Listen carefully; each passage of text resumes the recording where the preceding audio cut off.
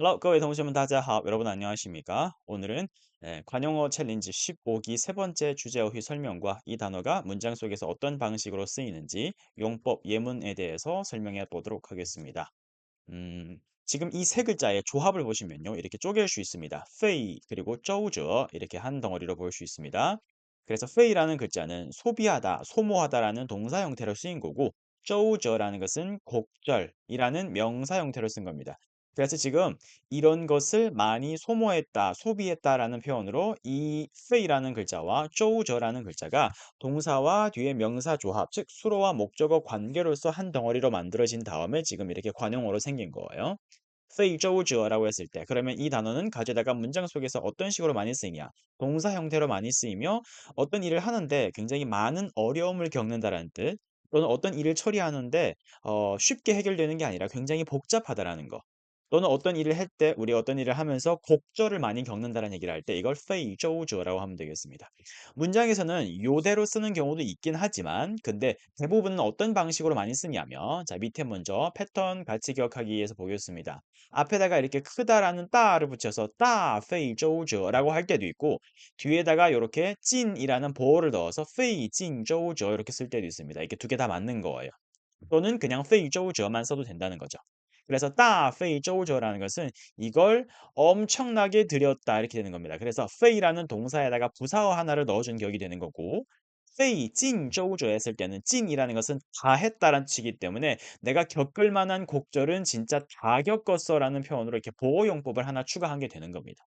결국에는 大非洲者라고 해도 되고 非찐州者라고 해도 되고 그다음에 非洲者라고 해도 되는데 이게 모두 다 어떤 일을 처리하는데 많은 어려움을 겪었고 일을 처리하는데 되게 복잡하고 곡절을 많이 겪었다라는 얘기를 할 때 쓰는 표현이다라는 얘기는 변함이 없겠습니다. 자 그러면 우리 하나씩 예문들을 해석해 보면서 정확하게 어떤 뉘앙스로 사용이 되었는지를 같이 가보도록 하게요. 첫 번째, 为了解决问题, 어떤 문제가 발생해서 그 문제를 해결하려고 했나 봐요. 그래서 문제를 해결하기 위해서 为了 요거는 앞절에다가 많이 쓰잖아요. 그래서 무엇을 해결하기 위해서 우리들은 어떻게 했습니다.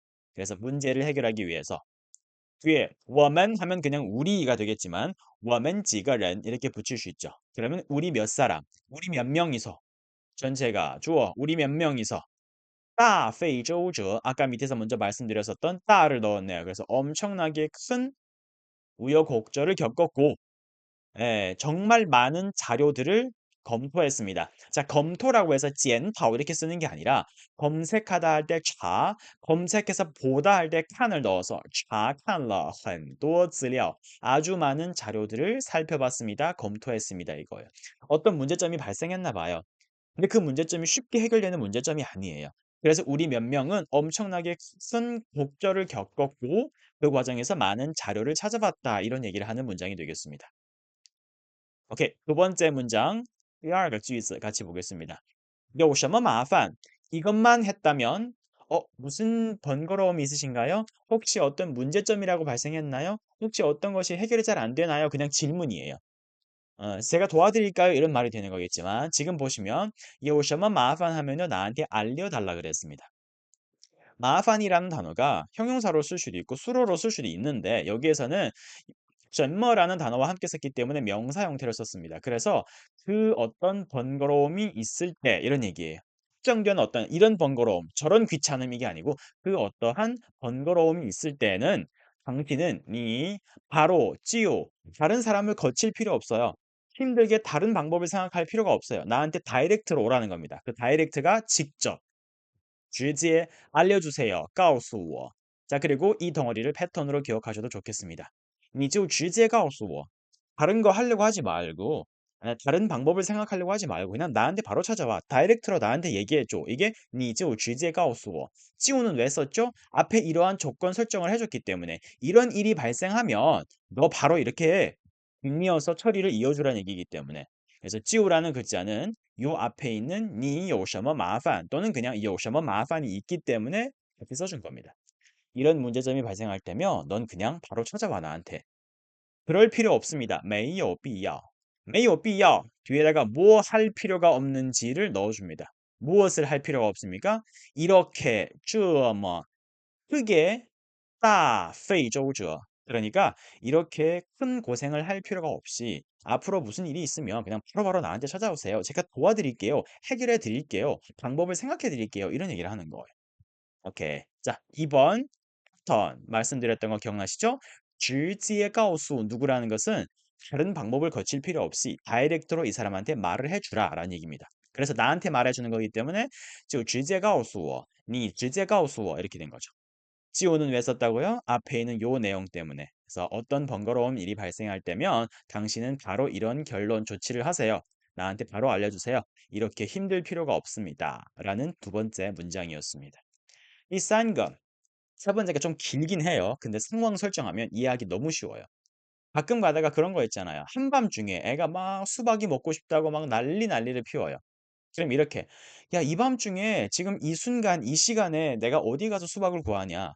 겨우겨우 수박 주스 두 잔을 구했어. 이런 느낌인 거예요. 봅시다. 现在这个时候,现在这个时候 지금 이 순간 없습니다. 가 들어가려면 행동이 들어가서 이렇게 할 때가 的时候인 거고요. 时候라는 단어가 的가 없이 쓰였을 때는요. 명사 형태로 이 순간, 그 순간, 이때, 저때 이렇게 쓰는 겁니다. 지금 이 시간, 이맘때 어디 있겠니? 哪有地方? 뒤에 卖西瓜, 수박을 파는 곳이 어디 있겠니? 이겁니다. 哪有地方 행동. 자, 기억할게요. 이렇게 하는 곳이 어디 있단 말인가? 哪有地方 행동. 예, 이렇게. 다른 행동을 넣어도 마찬가지입니다. 야, 지금 이 시간에 문을 여는 곳이 어디 있니? 哪有地方 开门. 이렇게 쓰는 거예요. 지금 이 순간에 영화 볼 수 있는 곳이 어디 있니? 哪有地方看电影 이런 식으로.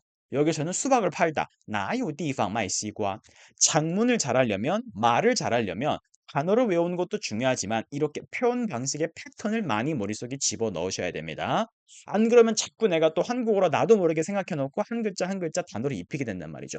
그만큼 꼭 중요합니다. 외워두세요. 哪有地方 행동. 이렇게 하는 곳이 어디 있니? 好, 그다음. 他费尽周折. 아까 말했었던 찐이라는 글자를 넣었네요. 그 사람은 엄청나게 우여곡절 끝에 才 비로소 쉽지 않았다는 얘기입니다. 그래서 역시 덩어리째로 기억해 두신다면 여러분들이 이렇게 费尽周折 才 어떤 결과라는 것은 엄청난 우여곡절을 겪고 나서야 비로소 예, 겨우. 여기서 차이는 비로소 겨우란 뜻입니다.买, 사다라는 행동, 买到了, 원하는 걸 get, 얻어냈습니다. 买到了. 뭐, 2杯 西瓜汁, 수박은 못 샀지만 수박 주스 두 잔을 사왔다. 이 얘기인 겁니다. 그래서 우여곡절 끝에 해결해내는 결과가 뭡니까? 수박은 못 샀고요. 수박 주스를 사왔습니다. 이런 얘기죠. 好. 마지막 문장에는 패턴이 두 개가 있습니다. 같이 기억해 줄게요. 첫 번째, 哪有地方 행동. 이렇게 하는 곳이 어디 있단 말인가. 여기에서 다양한 행동을 집어넣으면서 문장을 만들어 보기. 예. 자, 두 번째, 费尽周折 한 다음에 뒤에다가 才를 붙이고 결과를 쓰면 엄청나게 우여곡절을 겪은 다음에야 비로소 겨우 이런 결과가 생겼다. 그 결과가 꼭 만족스럽지 않더라도 내가 엄청나게 노력을 한 결과 이런 결과가 비로소 나온 거야. 겨우 이 정도야. 이런 말을 할 때도 쓸 수 있습니다. 그래서 이번 주 주제 어휘는 费周折가 되겠고요. 周折가 명사 형태. 费라는 것은 소비하다, 들이다. 부사어를 넣으면 大费周折. 보어용법을 넣어주면 费尽周折. 그게 같이 쓰지 않습니다. 大费尽周折란 말은 없어요. 같이 안 씁니다. 절대 명심해 주실게요. 네. 주제 어휘 설명, 예문 해석 여기까지 마무리하겠습니다.